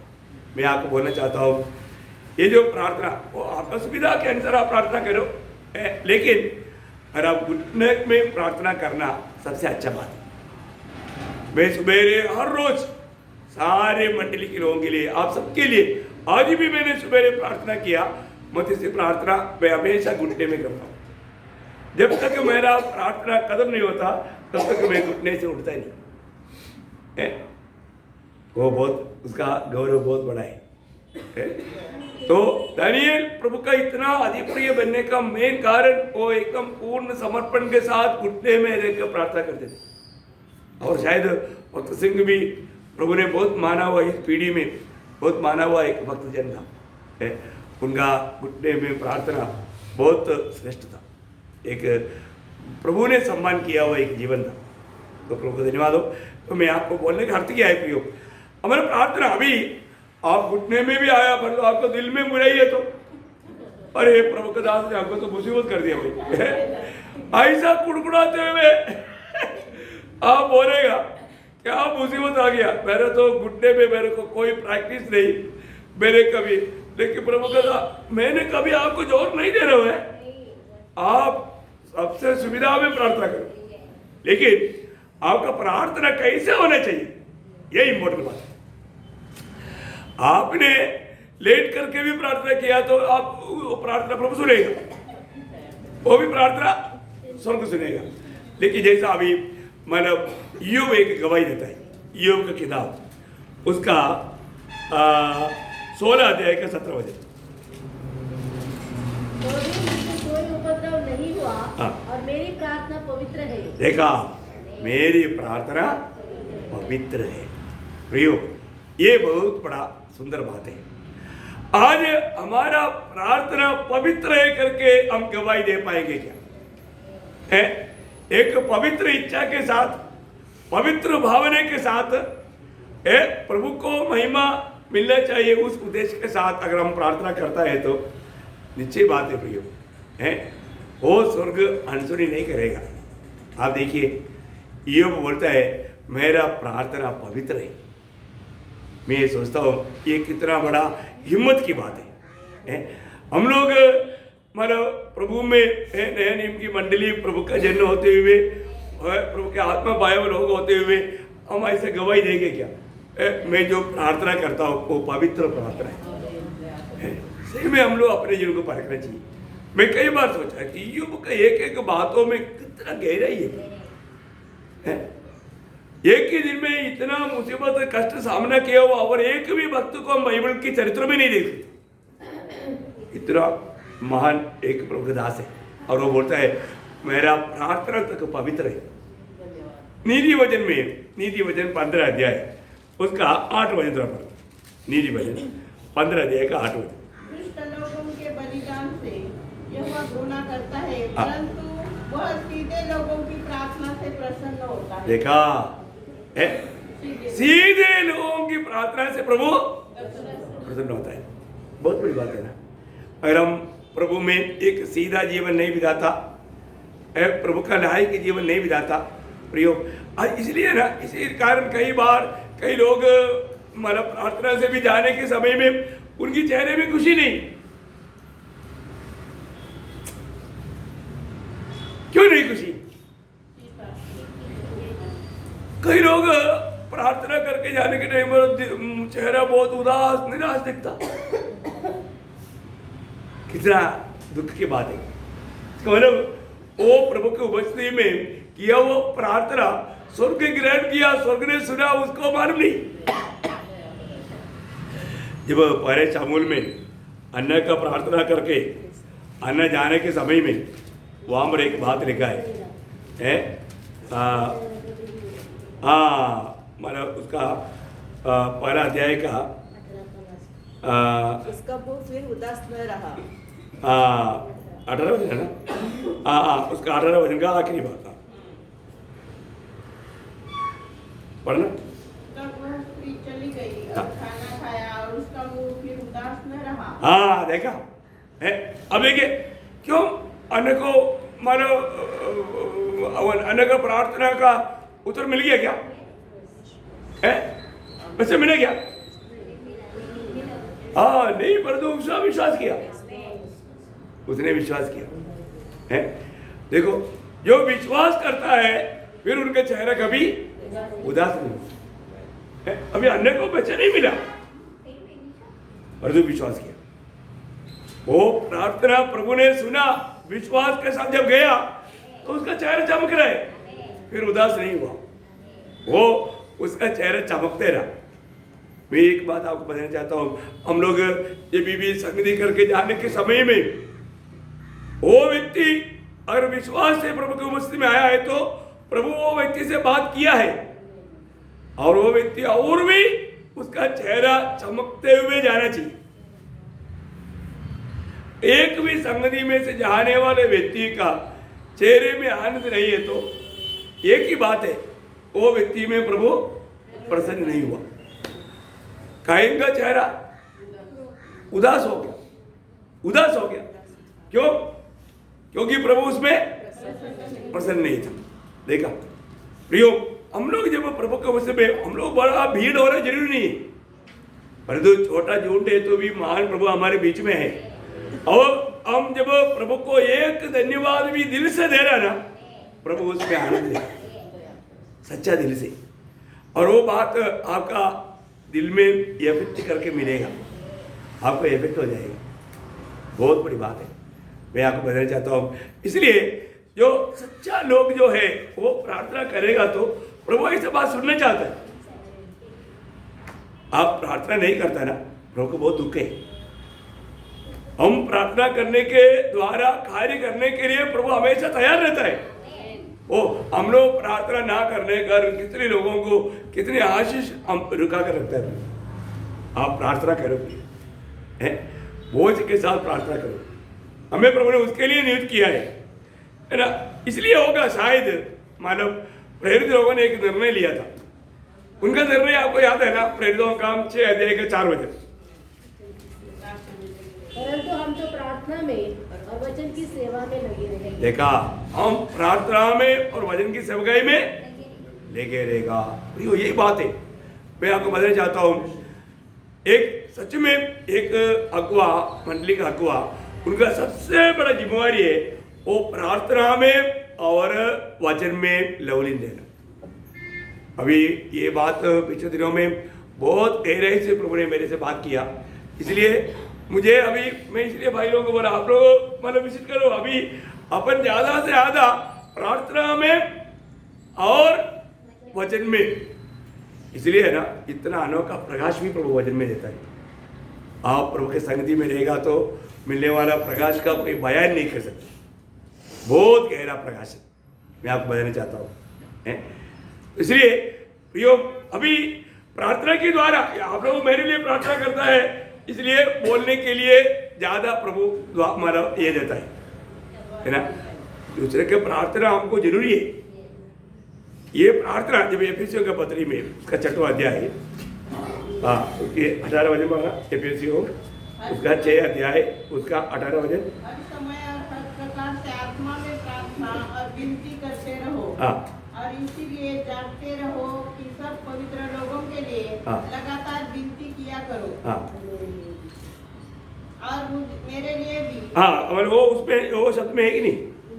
19। अच्छा 19 में, फिर भी वो भी पढ़ लो ना। और मेरे लिए भी कि मुझे बोलने के समय ऐसा प्रबल वचन दिया जाए कि मैं साहस के साथ सुसमाचार का भेद बता सकूं। हाँ, 20 भी पढ़ लो। जिसके लिए मैं जंजीरों में जकड़ा हुआ राजदूत हूँ, और यह भी कि मैं उनके विषय में जैसा मुझे चाहिए साहस से बोलूं।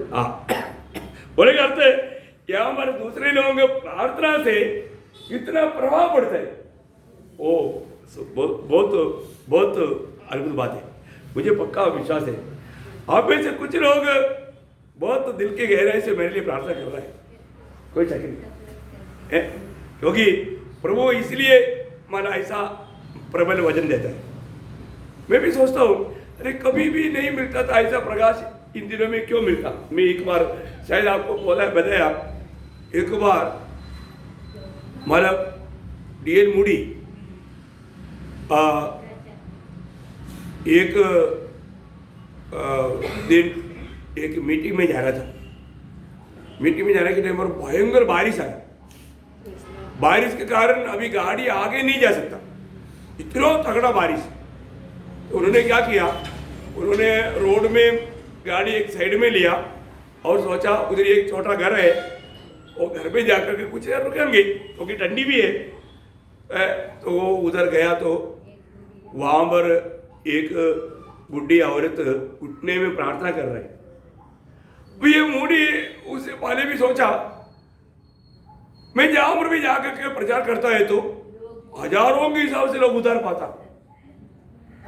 तो वो मूडी सोचा मैं कुछ हूँ, मतलब मेरा प्रचार में बहुत लोग उधार पा रहा है, थोड़ा घमंड में आया हो। लेकिन जब उस दिन देखो प्रभु एक एक लोगों के जीवन में लाने वाले एक एक इंसिडेंट के पीछे कितना बड़ा प्रभु का उद्देश्य है। अब उस दिन वो प्रचार में जा रहा है तो उधर पहुंचने से पहले प्रभु ने वहां पर उसको रुकाया वो घर के पास में, और उधर जाकर के देखा तो क्या देखा, अंदर को देखा तो एक बुढ़ी घुटने में होकर प्रार्थना कर रही। अभी वो थोड़ी देर के बाद में प्रार्थना खत्म किया तो उन्होंने मतलब मूडी अंदर जाके पूछा क्या आपका कोई बच्चा बीमार है क्या है, मतलब आप इतना रो के प्रार्थना कर रहा था, आपको कोई बिंदु कोई बीमार है क्या? वो बोला नहीं। फिर आज यहाँ पर डियर मूडी का प्रचार होने वाला है, उसमें बहुत लोग उधार पाना चाहिए, प्रभु उसको अपने महिमा के लिए इस्तेमाल करना चाहिए, उसके लिए मैं प्रार्थना कर रहा था। देखा अभी वो बुढ़ी को ये भी नहीं मालूम कि डियर मूडी है, वो उधर ही घुटना रहेगा, बोला मेरे लिए प्रार्थना करो वापस। उस समय में उसको मालूम पड़ा कि मैं जब प्रचार करता है तो बहुत से लोग क्यों उधार पाता, क्योंकि ये वो मेरा जो बोलने का वजन की सामर्थ्य नहीं, ये घुटने में रोक करके प्रार्थना करने वाले लोगों का खूबी, वो प्रभु उनको सम्मान करके प्रभु आत्माओं को बचाना। देखो देखो है, मैं आपको बताना चाहता हूँ हमारे जीवन में कोई भी व्यक्ति अगर हम प्रार्थना के द्वारा उनको सहायता करता है तो स्वर्ग में उनको मिलने वाला प्रतिफल बहुत बड़ा है। इसलिए जो भी लोग प्रार्थना करेगा ना, खास करके जितना भी प्रभु के दासों के बारे में मालूम उनको सबके लिए प्रार्थना करो, क्योंकि आपका प्रार्थना उनको प्रभु का वचन बोलने के लिए एक बहुत बड़ा सामर्थ्य प्रदान करेगा।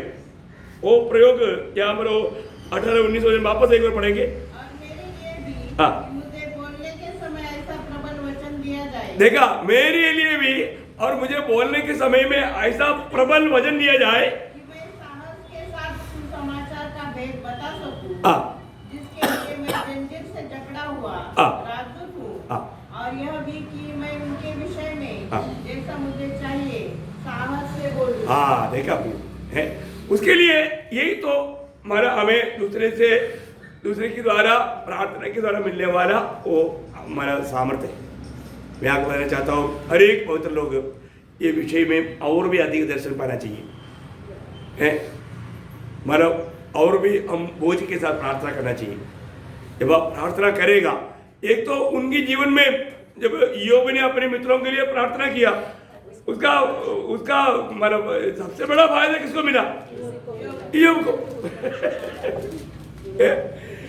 ईयोब को सबसे अधिक फायदा मिला, जिसके लिए प्रार्थना किया उनको भी मिला, परंतु ईयोब को दुगुना सामर्थ्य मिला, दुगुना आशीष मिला। आप देखा है प्रियो, प्रार्थना करना हर प्रकार हमारे जीवन के लिए बहुत बड़ा आशीषदायी बात है, दूसरे के लिए भी आशीष है और हमारे लिए। मैं आपको बोलता हूँ, अभी नए नियम की मंडली की बात बोलूँ तो हमें ये जीवन के लिए और अनंत काल के लिए बहुत बड़ा प्रतिफल है। शायद आपने कई लोगों के लिए, कई लोगों का उद्धार के लिए प्रार्थना किया होगा, उनमें से कई लोग उद्धार भी पाया होगा, वो लोगों का आत्मा का प्रतिफल आपको मिलेगा। शायद उसमें कई लोगों का काम किया होगा, लेकिन एक आत्मा का तुल्य प्रतिफल आपको भी मिलेगा। इसका मतलब क्या है कि हम लोग हमारा नाश में जाने वाला आत्माओं के लिए बोझ के साथ प्रार्थना करना चाहिए करेगा। तो मैंने कई लोगों के बारे में सुना है कि कई भक्त लोग एक व्यक्ति के लिए कई साल, मतलब 40 साल 50 साल प्रार्थना किया हुआ अवस्था के बारे में मैंने सुना, आखिर में उधार पाया। बहुत बड़ा बात है ना अपना प्रार्थना जीवन में। इसलिए हर एक पवित्र लोग ये प्रार्थना का महत्व थोड़ा जानना भी, प्रभु चाहता है हम प्रार्थना करें, प्रार्थना में कभी भी हम लोग लापरवाही ना करें। वो बात जब लूका 18 अध्याय का 12 वचन, लूका 18 का 1, फिर उसने विषय में एक नित्य प्रार्थना करना और याव न छोड़ना चाहिए। हाँ देखा, प्रार्थना करने में याव नहीं छोड़ना, या प्रार्थना करने में तकना नहीं। देखो बहुत बड़ी बात है, आज बहुत बार लोग प्रार्थना करते करते थक जाता है। मैं एक बात आपको बताऊं प्रियो, प्रार्थना करने में कभी भी नहीं थकना चाहिए। ज्यादा से ज्यादा एक प्रार्थना मनुष्य बनना बहुत अच्छा बात है प्रियो, क्योंकि वो तो नमक के जैसा गुप्त सेवा है। नमक का सेवा किसको दिखता है क्या? नहीं, पर तो करी टेस्टी होना है तो नमक मिलाना है, करी टेस्ट बनना है तो नमक मिलाना है, उसका बड़ा गुप्त सेवा है। हमारा काम नमक का काम है। उसमें एक बात है, प्रार्थना जीवन का महत्व है। उसमें वो नमक का नमकीन के अनुभव में बना रहने के लिए वो व्यक्ति में एक सच्चा प्रार्थना जीवन चाहिए। वो बात गुप्त है, अभी आपका प्रार्थना जीवन कोई नहीं देखता। आप अभी इधर प्रचार करेगा, सबको दिखाई देगा, और जो आपका प्रार्थना जीवन शायद आपका घर का लोगों को भी मालूम नहीं होगा, क्योंकि आप बंद कमरे में शायद प्रार्थना करता होगा, नहीं तो सब लोग सोने के बाद में उठ करके प्रार्थना करता होगा। ये बहुत बड़ी बात है ना। मतलब प्रभु में आने के बाद में जब मैं गांव जाता था, उस समय में मतलब सब लोग सोने के बाद में मैं उठ करके आंगन में आकर के उधरी घुटने टेक करके मैं रो रो कर प्रार्थना करता था। एक बार मेरा डैडी मम्मी उठ गया, बोला मेरे कमरे में जाकर देखा, मैं उधर नहीं है, क्या कहा? फिर वो लोग मेरा दरवाजा खोल के बाहर आकर देखा तो मैं उधर एकदम मतलब रो रो कर प्रार्थना कर रहा है। उस दिन उनका दोनों का दिल टूट गया। देखो है, उस दिन में मेरा मम्मी ने निर्णय लिया, नहीं अभी मैं प्रभु के लिए जीऊँगा। बहुत बड़ी बात है। इसके बाद में प्रभु मम्मी ग्रहण करने के बाद में फिर पिताजी ने बोला अभी मैं भी प्रभु के लिए जीऊँगा। मेरा जीवन में ऐसा जीवन को उन्होंने जब देखा तो उनका दिल टूट गया। प्रिय, आज बहुत लोगों के जीवन में एक सच्चा प्रार्थना जीवन नहीं, एक अच्छा गवाही नहीं, इसलिए बहुत लोग उद्धार नहीं पाते। हमको परखना है हमारे जीवन में, खास करके प्रार्थना जीवन में ही आपका जीवन बदलना चाहिए। प्रार्थना में आप ऐसा एक अच्छा आदर्श बनना चाहिए। आज अपना प्रार्थना जीवन कैसा है क्योंकि आपको मालूम है जब पहला थिस्सलुनीकियों 5 अध्याय उसका 16, 17, 18 वचन, ये तीनों वचन में 3 बात लिखा। वो तीनों बात हमारे प्रति प्रभु में पिता की इच्छा है। आप पढ़ रहे हो उसको? देखो, सदा आनंदित रहो, निरंतर प्रार्थना में लगे रहो। देखा, दूसरा बात है निरंतर प्रार्थना में लगे रहो, हर बात में धन्यवाद करो, क्योंकि तुम्हारे लिए मसीह यीशु में हाँ परमेश्वर की यही इच्छा है। हाँ देखा है। अभी हमारे जीवन में ये प्रभु की इच्छा है कि हम निरंतर प्रार्थना करते रहना, निरंतर प्रार्थना करते रहना। अभी हम सबको मालूम है हमारे यीशु मसीह कैसा प्रार्थना करता था है। मैं कई बार सोचता हूँ, मतलब जैसा मरकोस 1:35 में लिखा, वो अर्ली मॉर्निंग उठ करके प्रार्थना में गया। कहाँ गया? वो मैं सुबह उठने के टाइम में प्रभु को बोलता हूँ, प्रभु आप ही इतना सुबह उठता था, मेरे लिए भी विनती करता था है। आज आपने प्रार्थना करने के लिए ये अनुग्रह दिया, ये अच्छा मौका दिया, मैं आपको बहुत धन्यवाद करता हूँ। क्योंकि हमारा महायाजक यीशु मसीह हमको भी याजक बनाया, वो उसका काम निभाना चाहिए है। मैं बहुत उस समय में बहुत आत्मा में भरकर प्रभु से करता हूँ। कितनी बड़ी बात है। हम लोग कई बार यीशु मसीह रात पर, जब लूका 6:12 में लिखा, पूरा रात पर प्रार्थना किया। प्रियो, कई बार हमें भी रात पर बैठ करके प्रार्थना करने के लिए प्रभु मौका बोझ देता है, तब हम करता है क्या? ये कोई मंडली बोलने की जरूरत नहीं प्रियो, मेरे जीवन में मैं कई बार पूरे रात भर बैठ कर प्रार्थना की है, रात भर बैठ कर प्रार्थना की। प्रभु बोझ देता है। ये कोई मानव किसी का मानव बजा करके मानव ऐसा कोई प्रशंसा पाने की बात नहीं, लेकिन ये प्रभु वो बोझ देता है। आखिर में इस हरेक प्रार्थना में हमारे जीवन में एक बात जानना, एक विशेष बात पर ध्यान देना, हमारे हरेक प्रार्थना में एक शब्द उपयोग करना बहुत अच्छा है। वो प्रभु का प्रार्थना से हम देखता है ना, मत्ती 26 अध्याय उसका 39 वचन, मत्ती 26 का 39। फिर वह और भी आगे बढ़कर मुझसे बल गिरा और प्रार्थना की, हे मेरे पिता, यदि हो सके तो यह कटोरा मुझसे टल जाए, तो भी जैसा मैं चाहता हूँ वैसा नहीं, मैं चाहता ऐसा नहीं, परंतु जैसा तू चाहता है वैसा। प्रियो ये बात है ना। हमारे हरेक प्रार्थना में आखिर में हम प्रभु को ये बोलना है, प्रभु हो सकता है मेरा ये मांग में उसमें कोई भी मेरी स्वार्थता ना रहे, मेरी इच्छा या मतलब कोई भी प्रकार आपको मतलब प्रसन्न करने वाला बात नहीं है, तो प्रभु वो नहीं चाहिए। सिर्फ आपको महिमा मिलने वाला बात है तो वही मुझे चाहिए। मेरी प्रार्थनाओं में कभी भी मेरी स्वार्थता के लिए मतलब मेरे इच्छा पूरा करने के लिए कभी नहीं होना प्रभु। हर एक बातों में पिता तेरी इच्छा, ये प्रार्थना में ऐसा प्रार्थना करेगा तो फिर कभी निराश होगा नहीं होगा। परंतु कई बार क्या होता है, हम वो बात मानने के लिए तैयार नहीं, प्रभु की इच्छा के लिए छोड़ने के लिए तैयार नहीं। हम बोलते हैं प्रभु हमने जो मांगा आपने दिया नहीं। मैं आपको बोलता हूँ वही कंपनी दिल शायद हमें स्वर्गराज में जाने में रुका रहा है। देखो, क्योंकि हमने प्रभु की इच्छा में नहीं किया, नहीं मांगा। देखो हमारे लिए कौन सा बात अच्छा है प्रभु जानता है, और प्रभु ने बोला है प्रभु के लोगों के लिए कुछ भी अच्छा वस्तु नहीं छोड़ेगा। तो फिर ये सब वायदा प्रभु ने हमें दिया है, और प्रभु अपने हर एक वचन में विश्वास योग्य। प्रियो, वास्तव में प्रभु में विराट पाया हुआ हम लोग कितने धन्य लोग हैं। आज हम लोग प्रभु बोलता है तू बोल मैं ऐसा करूंगा। देखा तो हम क्या बोलेगा। अभी अन्ना ने प्रार्थना किया, प्रभु ये पहली ने मेरे को बहुत सताता है, इसको ना पुकार कर दो। ऐसा प्रार्थना किया।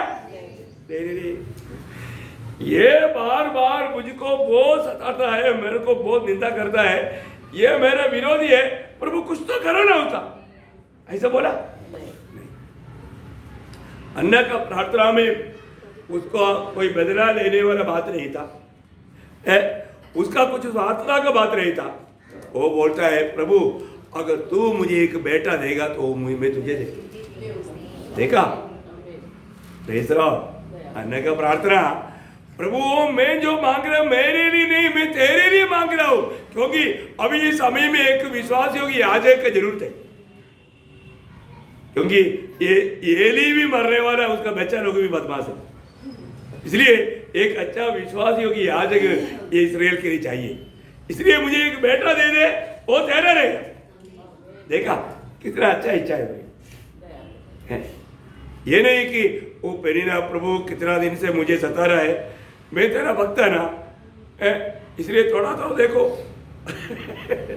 ऐसा कई बार लोगों का प्रार्थना का ट्यूनिंग ऐसे हो जाता है, ऐसा नहीं है। एक सच्चा भक्त कभी भी कुछ भी मांगेगा वो सिर्फ प्रभु का महिमा चाहेगा। आज हमारा प्रार्थना को परखो, हमारी प्रार्थना में कोई स्वार्थता है क्या? देखो ये जीवन में हमें मांगते रहना है, हमें प्रभु से मांगते रहना है, और रोज हमें प्रभु से प्राप्त भी करना है। प्रभु मेरे साथ है और प्रभु मेरा विनती सुनता है, ये अनुभव में चलना है। हम ना चाहने वाला कई ऐसे बातों पर राहों पर प्रभु हमको नहीं चलेगा, लेकिन हमें प्रभु से मांगते रहना। जब आपको याद होगा, जब मत्ती 7 अध्याय का 7 वचन से 13 वचन तक जब हम पढ़ता है, वहां पर वही बात को प्रभु ने बताया। तुम्हें दिया जाएगा, हाँ। ढूंढो तो तुम पाओगे, हाँ। खटखटाओ तो तुम्हारे लिए खोला जाएगा, हाँ। क्योंकि जो कोई मांगता है उसे मिलता है, देखा, जो कोई मांगता है उसको मिलता है, और जो ढूंढता है वो पाता है, जो ढूंढेगा वो पाएगा, और जो खटखटाता है उसके लिए खोला जाएगा। हाँ। तुम में से ऐसा कौन मनुष्य है, देखा, फिर प्रभु उनको समझा रहा है, तुम में से ऐसे कौन मनुष्य है, यदि उसका पुत्र उसे रोटी मांगे तो उसे पत्थर दे। देखा, कोई भी पिता अपने बच्चा रोटी मांगेगा उसको पत्थर देगा? कभी नहीं देगा। देखा, हाँ। या मछली मांगे तो उसे सांप दे। हाँ। अतः जब तुम बुरे होकर देखा, तुम बुरे है, प्रभु बोलता है, तुम इतना पापी और बुरे होकर के अपने बच्चों को अच्छी वस्तु देना चाहते हो, हाँ। तो तुम्हारा स्वर्गीय पिता हाँ। अपने मांगने वालों को अच्छी वस्तु क्यों न देगा। वाह वाह वाह, प्रेज़ द लॉर्ड है। हाँ, ये बात है फिर है? प्रभु से जो भी व्यक्ति अपनी संतान मांगेगा वो कितना अच्छा चीज देगा, कितना अच्छा चीज है। केवल हमको अच्छा बात क्यों नहीं प्राप्त होता? क्योंकि हम मानते नहीं, हमारा प्रार्थना जीवन का घटी है। आज हमारा आत्मीय जीवन का नाटापन, आत्मीय जीवन का सुखापन, ये सारी बातों का कारण हमारा प्रार्थना जीवन का घटी है। वो बात बहुत लोग नहीं समझता। इसका मतलब हमें प्रार्थना की व्यवस्था में करना पड़ेगा, प्रार्थना की व्यवस्था में करना। कई बातें हमने देखा, प्रार्थना का जो भी शब्द आया वो 7 शब्द आपने देखा है ना। प्रार्थना में हमें किस लेवल में प्रार्थना करना है वो 6 बातें आपने देखा। तो आज हमें अपने जीवन में अपने प्रार्थना, व्यक्तिगत प्रार्थना जीवन प्रभु की दृष्टि में आज कैसा है, ये बात को हमें समझना चाहिए। ओके, अभी मध्य से प्रार्थना के बाद में 1-2 बात भी और भी आपको बताएंगे। प्रभु को धन्यवाद।